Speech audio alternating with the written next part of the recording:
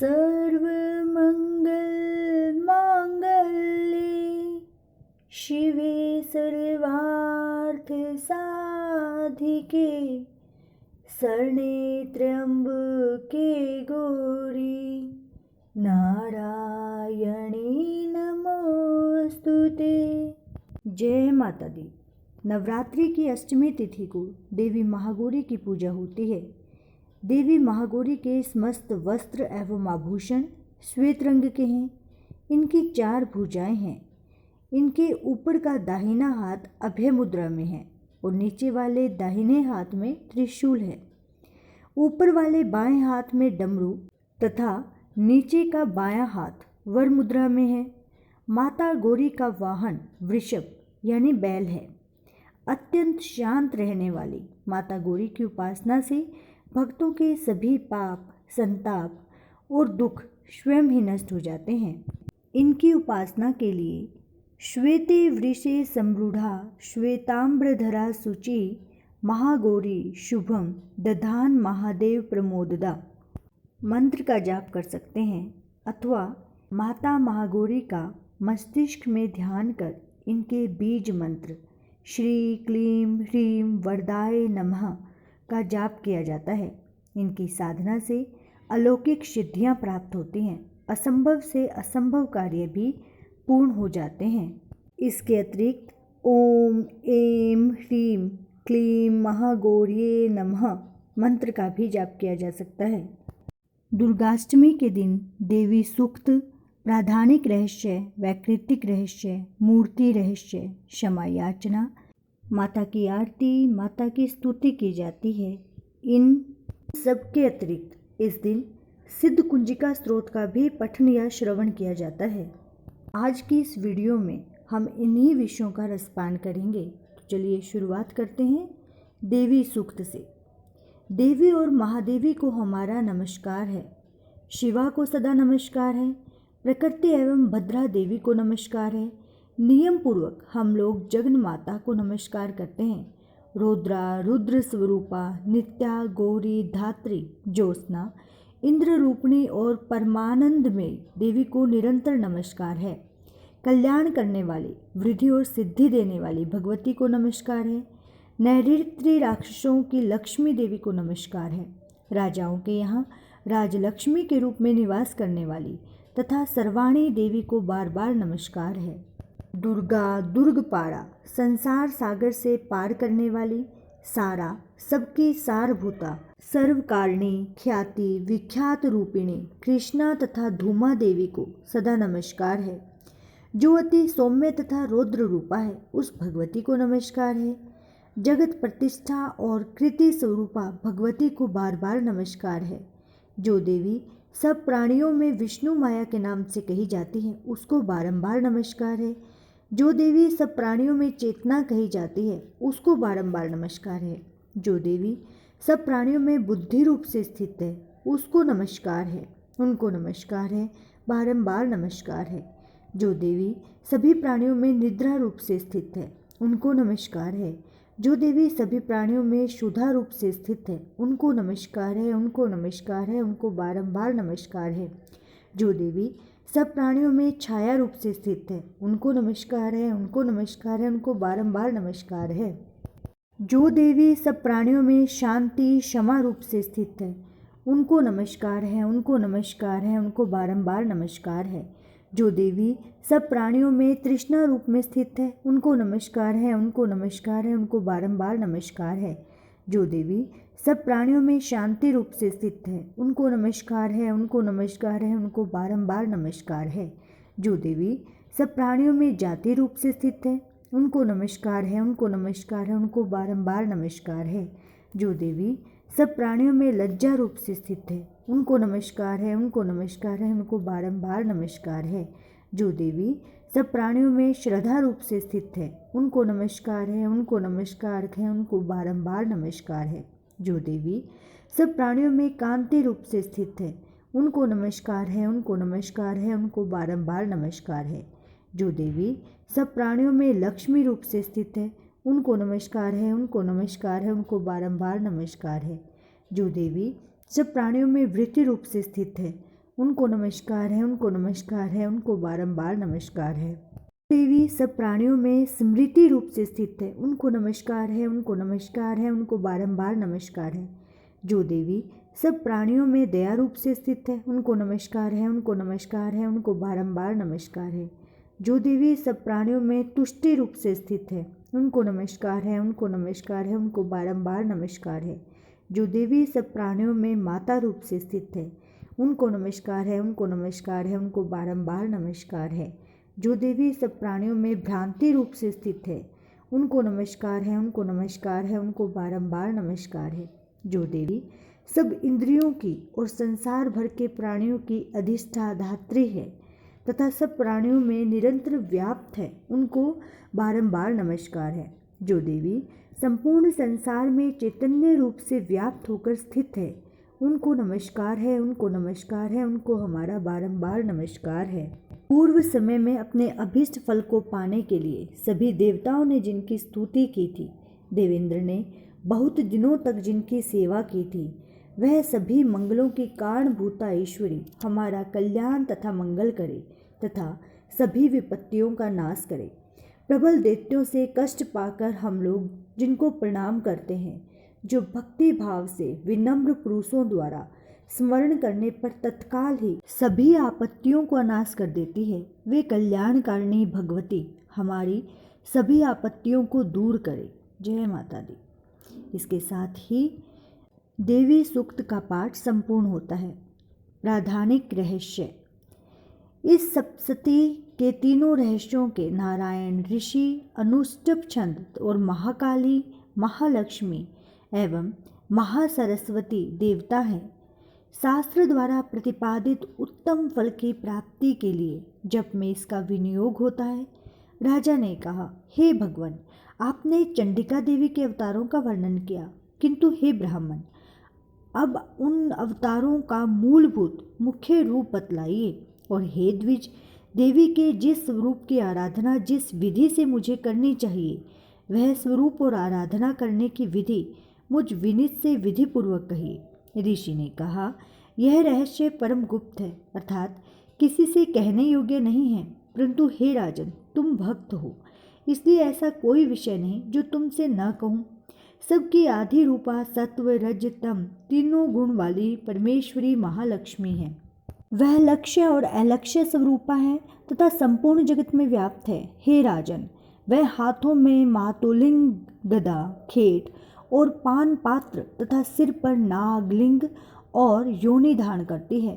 वह तपाए हुए सुवर्ण के समान कांति वाली, तपाए हुए सोने के सुंदर आभूषणों को धारण किए हुए देवी अपने तेज से संपूर्ण आकाश को परिपूर्ण करती है। उस परमेश्वरी ने संपूर्ण संसार को शून्य देखकर केवल तमोगुण से एक दूसरा श्रेष्ठ रूप धारण किया है। वह काजल के ढेर के समान कांति वाली, दाढ़ों से शोभायमान सुंदर मुख वाली, विशाल नेत्रों से शोभित तथा पतली कमर वाली स्त्री रूप है। ढाल, तलवार, प्याले और कटे हुए मस्तक से सुशोभित चार भुजा वाली और वक्ष स्थल पर कंबद, धड़ तथा मस्तक पर मुंडों की माला धारण किए हुए उस तामसी स्त्री ने महालक्ष्मी से कहा, हे माता, तुम मेरा नाम रखो और मुझे काम बताओ, मैं तुमको नमस्कार करती हूँ। महालक्ष्मी ने उस तामसी स्त्री से कहा, मैं तुम्हें नाम और कर्म बताती हूँ। महामाया, महाकाली, महामारी, शुद्धा, त्रिषा, निद्रा, तृष्णा, एकवीरा, कालरात्रि और दुरत्यया ये तुम्हारे नाम कर्मों के अनुसार हैं। इन नामों से तुम्हारे कर्मों को जानकर जो मनुष्य स्तुति करता है वह सुख पाता है। हे राजन, महालक्ष्मी ने उससे यह कहकर अति शुद्ध स्तोमुखी चंद्रमा के समान कांति वाला दूसरा स्वरूप धारण किया। वह उत्तम स्त्री अक्षमाला, अंकुश, वीणा और पुस्तक धारण किए हुए थी। महालक्ष्मी ने उसके भी ये नाम रख दिए, महाविद्या, महावाणी, भारती, वाक, सरस्वती, आर्या, ब्राह्मी, कामधेनु, वेदगर्भा और धीश्वरी। उसके बाद महालक्ष्मी ने महाकाली और महासरस्वती से कहा, तुम दोनों देवी अपने स्वरूप के अनुसार स्त्री पुरुष का जोड़ा उत्पन्न करो। महालक्ष्मी ने उन दोनों से यह कहकर हिरण्यगर्भ यानी निर्मल ज्ञान संपन्न, सुंदर कमल पर बैठा हुआ स्त्री पुरुष का एक जोड़ा स्वयं उत्पन्न किया। इसके बाद माता महालक्ष्मी ने पुरुष को ब्राह्मण, विधे, विरंची तथा धातः इस प्रकार संबोधित किया और स्त्री को श्री, पद्मा, कमला, लक्ष्मी इत्यादि नामों से पुकारा। महाकाली और महासरस्वती ने भी स्त्री पुरुष के जोड़े उत्पन्न किए। हे राजन, उनके भी स्वरूप और नाम को कहता हूँ। महाकाली ने नीलकंठ, रक्तबाहु, श्वेतांग और चंद्रशेखर पुरुष और एक गौरी स्त्री को उत्पन्न किया। पुरुष के रुद्र, शंकर स्थाणु, कपर्दी और त्रिलोचन तथा स्त्री के त्रयी, विद्या, कामधेनु, भाषा, अक्षरा और स्वरा नाम रखे। हे राजन, सरस्वती ने गौरी स्त्री और कृष्ण पुरुष को उत्पन्न किया। उन दोनों के नाम को भी कहता हूँ। पुरुष के विष्णु, कृष्ण, ऋषिकेश, वासुदेव और जनार्दन तथा स्त्री के उमा, गौरी, सती, चंडी, सुंदरी, सुभगा और शिवा नाम रखा है।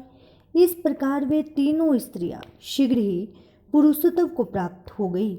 उनको दिव्य दृष्टि वाले पुरुष ही देखते हैं, न कि दूसरे लोग। हे राजन, महालक्ष्मी ने त्रयी विद्यारूपा सरस्वती को पत्नी के रूप में ब्रह्मा को समर्पित किया और वर देने वाली गौरी को शंकर एवं लक्ष्मी देवी को भगवान वासुदेव के लिए समर्पण किया। ब्रह्मा ने सरस्वती के साथ मिलकर ब्रह्मांड को उत्पन्न किया और वीर्यवान भगवान रुद्र ने गौरी के साथ मिलकर उसे भेदन किया। हे राजन, उस ब्रह्मांड से महतत्व आदि 23 तत्व एवं स्थावर जंगम रूप महाभूतात्मक संपूर्ण जगत उत्पन्न हुए। भगवान विष्णु ने लक्ष्मी के साथ उस जगत का पालन किया और महादेव ने गौरी के साथ उसका संहार किया। हे महाराज, महालक्ष्मी सर्वसत्वमयी ईश्वरी है। वह निराकार होते हुए भी साकार है, अतः उसके अनेक नाम हैं। वह अपने नामों के सिवा अन्य किसी प्रत्यक्षादि प्रणाम से नहीं जानी जा सकती है। वैकृतिक रहस्य ऋषि ने कहा, हे राजन, मैंने जिस तामसी, सात्विकी और राजसी त्रिगुणा देवी का वर्णन किया है वह सर्वा, चंडिका, दुर्गा, भद्रा और भगवती भी कहलाती है। तमोगुण वाली महाकाली विष्णु भगवान की योग निद्रा है, जिसकी स्तुति मधुकेटभ के नाश के लिए ब्रह्मा जी ने की थी। वह काजल के समान कांति वाली है। उसके 10 मुख, 10 भुजाएं, 10 पैर और 30 विशाल नेत्र हैं। हे राजन, उनके दांत और दाढ़ें चमकती हैं। यद्यपि उनका रूप भयंकर है, तथापि वे भक्तों को रूप, सौभाग्य, कांति एवं महती संपदा को देने वाली हैं। वह अपने हाथों में खड्ग, बाण, गदा, शूल, शंख, चक्र, भुसुंडी, परिघ, धनुष और रुधिर टपकता हुआ सिर धारण करती है। वह दुरतिया महाकाली विष्णु की माया है, जिसकी आराधना करने से चराचर जगत वश में हो जाता है। जो संपूर्ण देवताओं के शरीर से उत्पन्न हुई है, वह अतुल कांति वाली महिष मर्दिनी तथा 3 गुणों वाली साक्षात महालक्ष्मी है। उसका मुख श्वेत, भुजाएं नीली, स्तन मंडल श्वेत, कटी और चरण लाल एवं जांघें नीली हैं। वह उत्कट मद वाली है। उसका जघन विचित्र है और वह चित्र विचित्र माला, वस्त्र और आभूषण को धारण करती है। वह विचित्र लेपन करती है। वह रूप, लावण्यवती और सौभाग्यवती है। यद्यपि उसकी भुजाएं असंख्य हैं, तथापि उसको 18 भुजा वाली मानकर पूजा करनी चाहिए। अब उसके दाहिने ओर के निचले हाथों से लेकर बाईं ओर के निचले हाथों तक में क्रमशः जो शस्त्र हैं उनका वर्णन किया जाता है। उसके हाथों में अक्षमाला, कमल, बाण, तलवार, वज्र, गदा, चक्र, त्रिशूल, फरसा, शंख, घंटा, फांसी, शक्ति, दंड, ढाल, धनुष, पान पात्र और कमंडलू शोभित हैं। वह कमल पर बैठी है। हे राजन, जो मनुष्य इस सर्वदेवमयी ईश्वरी महालक्ष्मी की पूजा करता है वह सब मनुष्यों और देवताओं का स्वामी होता है। हे नृप, जो गौरी के देह से उत्पन्न हुई है और सत्वगुण प्रधान है, वह शुंभ निशुंभ असुर को मारने वाली साक्षात सरस्वती है। सरस्वती के 8 भुजाएं हैं और वह बाण, मुशल, शूल, चक्र, शंख, घंटा, हल और धनुष को धारण करती है। जो निशुंभ का मर्दन और शुंभासुर का संहार करने वाली सरस्वती है, वह भक्ति पूर्वक पूजित होने पर सर्वज्ञता प्रदान करती है। हे राजन, मैंने मूर्तियों के इन स्वरूपों को तुमसे कहा। अब जगन माताओं की अलग अलग उपासना सुनो। जब महालक्ष्मी का पूजन करें तब दाहिने और बाईं ओर के क्रम से महाकाली और महासरस्वती का पूजन करना चाहिए और पृष्ठ भाग में तीनों युगल देवताओं की पूजा करनी चाहिए। मध्य में सरस्वती के साथ ब्रह्मा का, दक्षिण में गौरी के साथ रुद्र का और उत्तर में लक्ष्मी के साथ ऋषिकेश का पूजन करें और इनके सामने आगे कही हुई 3 देवियों का पूजन करें। मध्य में अर्थात महालक्ष्मी के सामने अष्टादश भुजी लक्ष्मी का और उनके वाम भाग में अर्थात महाकाली के सामने 10 मुखी महाकाली का और दक्षिण भाग में महासरस्वती का सप्रेम पूजन करें। इस प्रकार महालक्ष्मी का पूजन करना चाहिए। हे राजन, यदि केवल अष्टादश भुजा का अथवा 10 मुखी का अथवा अष्टभुजा का पूजन करना हो तो संपूर्ण अरिष्ट शांति के लिए दक्षिण और उत्तर की ओर काल और मृत्यु का पूजन करें। जब भुजा वाली शुंभासुर मर्दिनी का पूजन करना हो तो उसकी 9 शक्तियों का तथा रुद्र और गणेश का भी पूजन करें। नमो देव्यै इस स्त्रोत से महालक्ष्मी की स्तुति करें। देवी के तीनों अवतारों के पूजन के समय उनके चरित्रों में जो स्त्रोत और मंत्र आए हैं उन्हीं का उपयोग करना चाहिए। यह अष्टादश भुजा वाली देवी पूजनीय है। यही महिषासुर मर्दिनी, महालक्ष्मी, महाकाली और महासरस्वती है। यही पाप पुण्यों की ईश्वरी और संपूर्ण लोकों की माहेश्वरी है। जो पुरुष महिषासुर मर्दिनी का पूजन करता है वह संसार का स्वामी होता है। तीनों लोकों को धारण करने वाली तथा भक्तों पर दया करने वाली चंडिका का आभूषण, गंध, पुष्प, धूप, दीप, नैवेद्य और अनेक प्रकार के भक्ष्य पदार्थों से पूजन करना चाहिए। हे राजन, रुधिर मिले हुए मांस की बलि से तथा मदिरा से भी पूजा करनी चाहिए, किंतु मांस बलि आदि से देवी का पूजन ब्राह्मण को छोड़कर बताया गया है। हे राजन, ब्राह्मण के लिए कहीं भी मांस या मद्य से पूजा का विधान नहीं है। प्रणाम, आचमनीय, चंदन, सुगंध, कर्पूर और तांबुल से भक्तिपूर्वक पूजन करना चाहिए। देवी के आगे वाम भाग में कटे हुए सिर वाली ईश्वरी द्वारा मोक्ष को प्राप्त हुए महासुर महिष का पूजन करें। दक्षिण की ओर अग्रभाग में समग्र धर्मरूप ईश्वर एवं चराचर को धारण करने वाले देवी के वामन सिंह का पूजन करें और बुद्धिमान पुरुष एकाग्रचित होकर हाथ जोड़कर इन चरित्रों की स्तुति करें। यदि समय न मिले तो केवल मध्यम चरित्र से ही स्तुति करें, किंतु केवल प्रथम या उत्तम चरित्र का पाठ न करें। आधे चरित्र का भी पाठ नहीं करना चाहिए। ऐसा करने से निस्संदेह विघ्न होता है। स्तोत्र और मंत्रों से जगदम्बा की स्तुति करें और प्रदक्षिणा तथा नमस्कार करके हाथ जोड़कर सावधान होकर जगधात्री से बारंबार क्षमा मांगे। सप्तशती स्तोत्र के प्रत्येक मंत्र तथा महालक्ष्मी स्तोत्र के प्रत्येक मंत्र के द्वारा तिल, घी और खीर की आहुति दें। फिर सावधान होकर नाम और पदों से देवी का पूजन करें। उसके बाद एकाग्रचित होकर हाथ जोड़कर आत्मा में प्राणों को रोककर नम्रता से बहुत देर तक चंडिका देवी का ध्यान करें और उन्हीं में तन्मय हो जाएं। इस प्रकार जो मनुष्य भक्तिपूर्वक परमेश्वरी का प्रतिदिन पूजन करता है वह अभीष्ट सुख का भोग करके अंत में देवी के लोक में जाता है। जो पुरुष भक्तों पर दया करने वाली चंडिका का प्रतिदिन पूजन नहीं करता, परमेश्वरी उसके पुण्यों को विफल करके उसे जन्म भर दुख शोक में भस्म करती है। इसलिए हे राजन, तुम संपूर्ण लोकों की महेश्वरी चंडिका का शास्त्रोक्त विधि से पूजन करो, उनसे ही तुम्हें सुख मिलेगा। मूर्ति रहस्य। ऋषि ने कहा, हे राजन, भगवती नंदा नाम वाली जो नंद में उत्पन्न होगी, उनकी भक्तिपूर्वक स्तुति और पूजा करने से मनुष्य तीनों लोकों को वश में कर लेता है। वह देवी सुवर्ण के उत्तम आभूषणों से सुशोभित है। उसके अंगों की कांति कनक के समान उत्तम है, उसके वस्त्र सुवर्ण के समान सुनहरे हैं और वह देवी सुवर्ण के समान दीप्तिमान है। कमल, अंकुश, पाश और शंख से उसकी चारों भुजाएं शोभित हैं और उसके इंदिरा, कमला, लक्ष्मी, श्री और रक्तांबुज वासना अर्थात सुवर्णमय कमल के आसन पर विराजमान ये नाम है।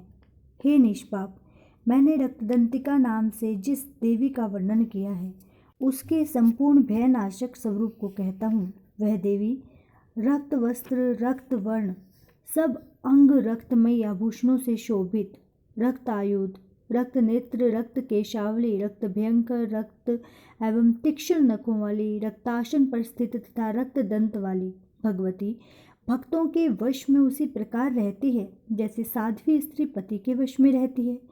वह देवी पृथ्वी के समान है और उसके दोनों स्तन सुमेरु पर्वत के समान हैं। वे दोनों स्तन बड़े लंबे, बड़े मोटे, अत्यंत मनोहर, कठोर, शोभायमान और आनंद के समुद्र हैं।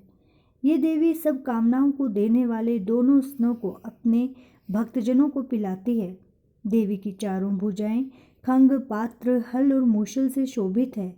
वह देवी रक्त चामुंडा और योगेश्वरी के नाम से विख्यात है और स्थावर जंगम रूप संपूर्ण जगत में व्याप्त है।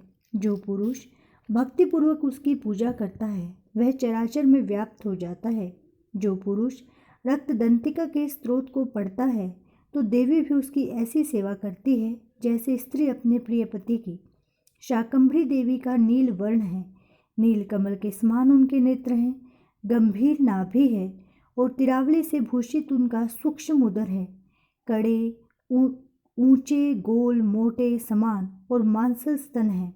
उनके हाथों में कमल है, उन पर भौरे गूंज रहे हैं और कमल पर ही वे विराजमान हैं।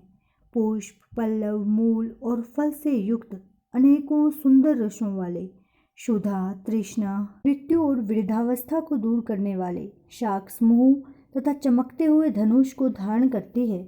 वह परमेश्वरी, शाकंभरी, शताक्षी है और दुर्गा कही गई है। वे ही विशोका, दुष्ट दमनी, उमा, गौरी, सती, चंडी, कालिका और विपत्तियों का विनाश करने वाली पार्वती है। जो मनुष्य शाकंभरी का ध्यान, जप, पूजन, स्तुति और नमस्कार करता है वह शीघ्र ही अन्न, पान और अमृत रूप फल प्राप्त करता है। भीमा देवी भी नीलवर्ण है। उनकी दाढ़ें और दांत बहुत सुंदर हैं। उनके नेत्र विशाल हैं, गोल और स्थूल कूच हैं। वे चंद्रहास, डमरू, कपाल और ढाल तलवार धारण करती हैं। वही एक वीरा कालरात्रि कामदा नाम से कही जाती है। भ्रामरी देवी की कांति विचित्र है। वे अपने तेजोमंडल के कारण दुर्घर्ष दिखाई देती हैं। उनका अंगरंग भी अनेक रंग का है तथा वे चित्र विचित्र आभूषणों से सुशोभित हैं। चित्र, भ्रमर, पाणी और महामारी इन नामों से इनका गान किया जाता है। हे नृप, देवी की ये 9 मूर्तियाँ शास्त्र में वर्णित हैं। ये मूर्तियाँ जगन माता चंडिका की कामधेनु कहलाती हैं, अर्थात कामधेनु के समान मनोवांछित फल को देती हैं। हे राजन, यह परम गुप्त चरित्र है, इसको किसी से कहना नहीं चाहिए। दिव्य मूर्तियों का आख्यान मनोवांछित फल को देने वाला है। अतः पूर्ण प्रयत्न करके तुम निरंतर देवी की आराधना में लगे रहो। सप्तशती के मंत्रों के पढ़ने मात्र से ही प्राणी ब्रह्म हत्या के समान घोर 7 जन्म के पापों से मुक्त हो जाते हैं। हे राजन, मैंने अत्यंत गुप्त से गुप्त देवी का ध्यान तुमसे कहा। विधिपूर्वक यह ध्यान करने से इच्छानुसार फल मिलता है। उनकी अनुकंपा से तुम सर्वमान्य हो जाओगे। देवी सर्वरूपमयी है तथा संपूर्ण संसार देवी में है। अतः मैं उन विश्वरूपा परमेश्वरी को बारंबार नमस्कार करता हूँ। इसके साथ ही मूर्ति रहस्य संपूर्ण होता है।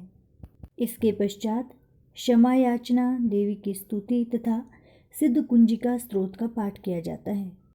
इनसे संबंधित वीडियो का लिंक आपको नीचे डिस्क्रिप्शन बॉक्स में दिया जाएगा।